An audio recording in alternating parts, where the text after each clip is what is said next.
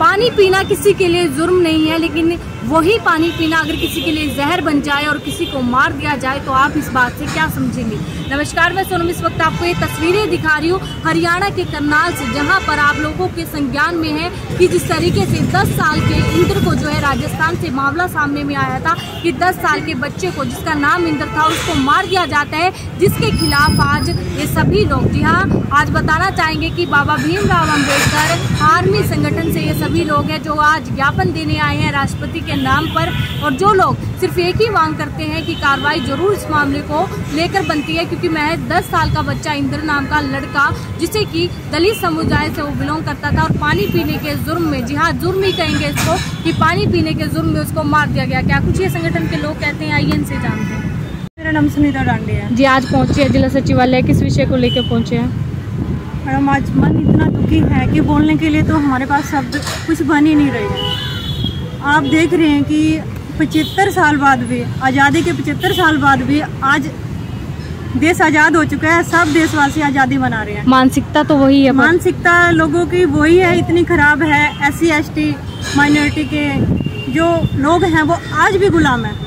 उनकी आज़ादी कहाँ है? वो कहाँ आज़ाद हुए हैं? वो आज भी वहीं है जहाँ जैसे अंग्रेज थे पहले, हम आज भी वहीं खड़े हुए हैं। हमारे साथ इतना जातिवाद होता है बहुत ज़्यादा कि कुछ तो सामने भी नहीं आता। बहुत कम केसेज होते हैं जो कि सामने आ पाते हैं। आज ये केस सामने आया है, छोटा सा बच्चा था, कोई गलती नहीं थी, सिर्फ पानी पिया था। कैसे देखती हैं आप इस मामले को? ये बिल्कुल हम अपने बच्चे को लेकर चल रहे हैं। जब जब हम वो वीडियो देखते हैं कि एक शिक्षक, एक शरण जाति के शिक्षक होते हुए जिनका काम होता है कि अपने स्कूल में, अपने विद्यालय में एक डिसिप्लिन बना के रखना है, जो हमारे शिक्षक हैं, हमारे रक्षक हैं, हमारे बच्चों के, वही हमारे भक्षक बन गए हैं, तो हम किस तरीके से कह दें कि वो हमारे रक्षक हैं, वो हमें कोई डिसिप्लिन दे रहे हैं? नहीं, आज शिक्षा हमारे लिए जीरो हो गई है वहाँ पे। तो आप कैसे देखती है इस मामले को? जब एक शिक्षक ही ऐसे करेगा तो स्टूडेंट क्या सीखेंगे फिर इस बात से? स्टूडेंट तो मैम, जो दलित हैं वो तो कुछ सीखने वाले नहीं है, उनको तो वैसे ही ये सरकार पीछे हटा रही है। और हमारे साथ तो सिर्फ शरण जाति के ही नहीं, सरकार भी हमारे साथ इसमें दोहराया रवैया अपना रही है। जब SC ST के साथ कोई एक्ट होता है तो उसमें बहुत टाइम लग जाता है, धीरे धीरे उस मामले की छानबीन करने में। लेकिन क्या, जब आप एक मामला ले लीजिए, यहाँ पे डॉक्टर प्रियंका जी के साथ गैंग रेप हुआ था, हालांकि हम उससे भी बहुत दुखी हुए, लेकिन वहाँ क्या हुआ कि डायरेक्ट एनकाउंटर कर दिया गया जी। और यहाँ पे क्यों नहीं हुआ मैम? हमारे साथ सरकार भी तो रवैया बना रही है। हम इतने दुखी हैं कि हम आज कुछ बोल नहीं पा रहे हैं। क्या प्रशासन से अपील करना चाहेंगे आप? क्या कहना चाहेंगे प्रशासन से? तो यही अपील है कि दोषियों को सरेआम फांसी की सजा दी जाए। ऐसे लोगों को, उनको समाज में रहने का कोई हक नहीं है, कोई हक नहीं बनता उनको कि वो शिक्षक की पदवी पर बैठे जाके। जी, एक युवा होने के नाते आप क्या कहेंगे इस विषय को लेकर, जब छोटा सा बच्चा जिसे पता भी नहीं है?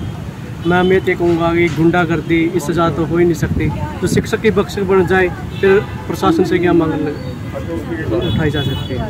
क्या आप लोग भी विश्वास करेंगे शिक्षक पर जब इस तरह के मामले सामने आ रहे हैं? मैम, शिक्षक के पक्ष में जो जाति भेदभाव हो रहा है मैम, और दूसरी बात उसके समाज के लोग हैं जो वही वो पंचायत कर रहे हैं, और शिक्षक के बारे में कोई मटकी है ही नहीं थी, यहाँ कोई कुछ नहीं था। उसके भैया जब पूछा गया ना, उसका भैया कह रहा भी यहाँ मटकी भी थी, सब कुछ था।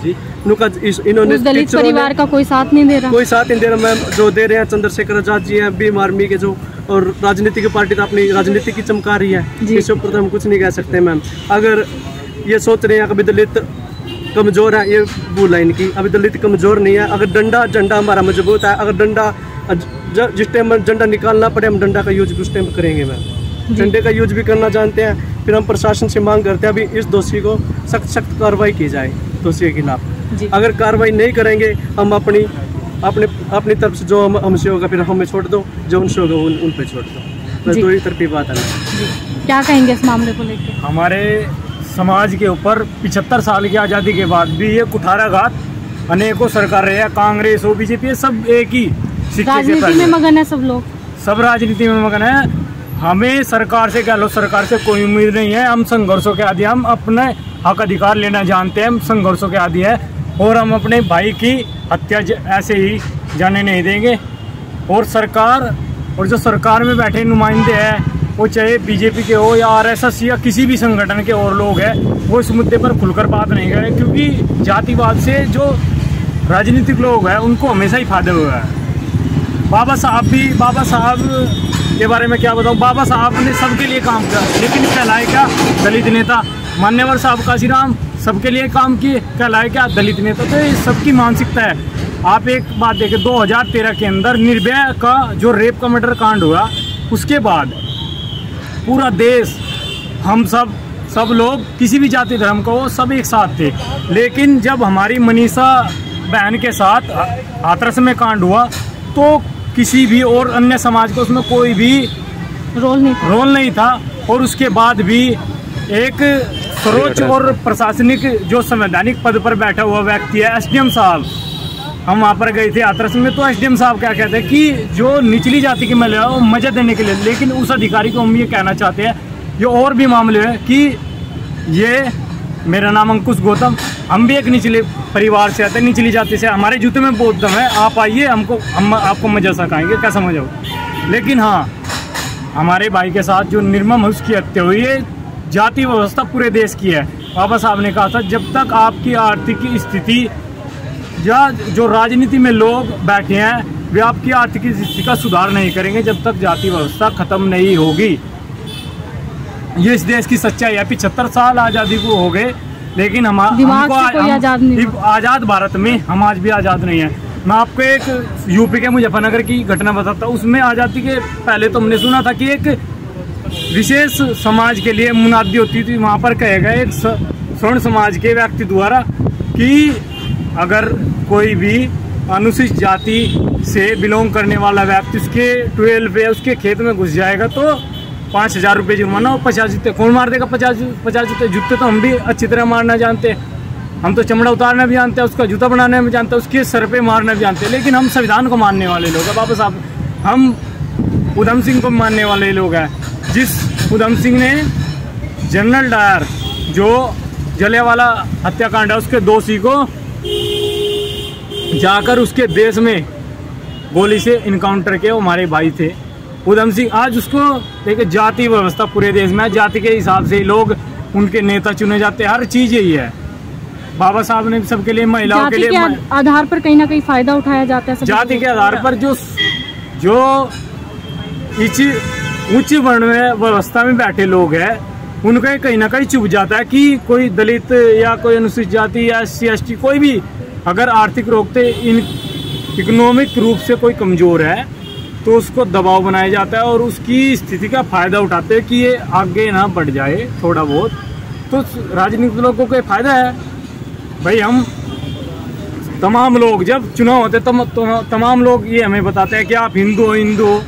जब हमारे साथ कोई अन्याय अत्याचार होता है, हमारी बहन के साथ एक 9 साल की बच्ची थी, महज जो प्रधानमंत्री है हमारे देश के, प्राइम मिनिस्टर है, चुनाव के दौरान तो भी दलितों के पैर धोते हैं, फिर उन्हें दलितों का इलाज करते हैं, पूरे 5 साल इलाज करते हैं।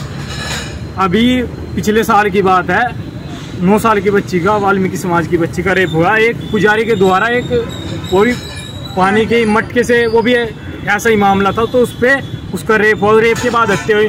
राष्ट्रपति जी विराट कोहली के कुत्ते पर दुख व्यक्त करते हैं, लेकिन उस जो प्रधानमंत्री है हमारे देश का प्रधानमंत्री, कंफ्यूज प्रधानमंत्री, इसको नहीं पता विराट कोहली के कुत्ते पर उन्होंने ट्वीट किया, लेकिन उसके महज 500 मीटर की दूरी पर वाल्मीकि समाज की बच्ची का रेप होता, वहाँ प्रधानमंत्री जी कुछ नहीं कहते। तो ये हम दोहरी राजनीति प्रधानमंत्री की समझते हैं। हम अपने लोगों को, ये हमारे लोगों की कमजोरी है कि वे लोग हमारे ऊपर अत्याचार करें। अगर हमारे लोग एक हो जाए तो इन लोगों का इलाज कर दे। लेकिन हाँ, हम आपके चैनल के माध्यम से बताना चाहते हैं, लेकिन हम अत्याचार नहीं सहेंगे। जो जिस भाषा में समझेगा हम उस भाषा में उसको समझाएंगे। तो जरूर लाइव तस्वीरों के माध्यम से आप देख पा रहे हैं जिस तरीके से ये तो जरूर लाइव तस्वीरों के माध्यम से आप देख पा रहे हैं जिस तरीके से मैं 10 साल का वो बच्चा था जिसका नाम इंद्र था, और राजस्थान से जिस तरीके से ये गंभीर मामला सामने आया, और उसको सामने आते ही ये तमाम संगठन के लोग हैं जो कि भीमराव अंबेडकर आर्मी संगठन से लोग हैं जो कि आज यहाँ पर मौजूद हुए हैं। कहना है इनका कि जो व्यक्ति जिस भाषा में, चाहे वो प्रशासन का अधिकारी हो, चाहे वो सरकार में बैठा हुआ सरकार का नुमाइंदा है, वो जिस भाषा में समझेगा उसी भाषा में उसको समझाया जाएगा, उसी भाषा के अंदर जो है उसका जवाब दिया जाएगा। जिस तरीके से सरकार और प्रशासन के अधिकारी लगातार दलितों का शोषण करते आए हैं, जातिवाद को बढ़ावा देते हुए आए हैं, उसी तरीके से समाज का आज भविष्य ये हो गया है कि किसी भी वर्ग के बच्चे को, चाहे वो किसी भी वर्ग से संबंधित रखता हो, लेकिन उसके साथ अगर शोषण किया जाए तो वो शोषण सिर्फ शोषण में ही बदल कर रह जाता है। कोई भी कार्रवाई किसी भी मामले के खिलाफ जो है नहीं की जाती है। आज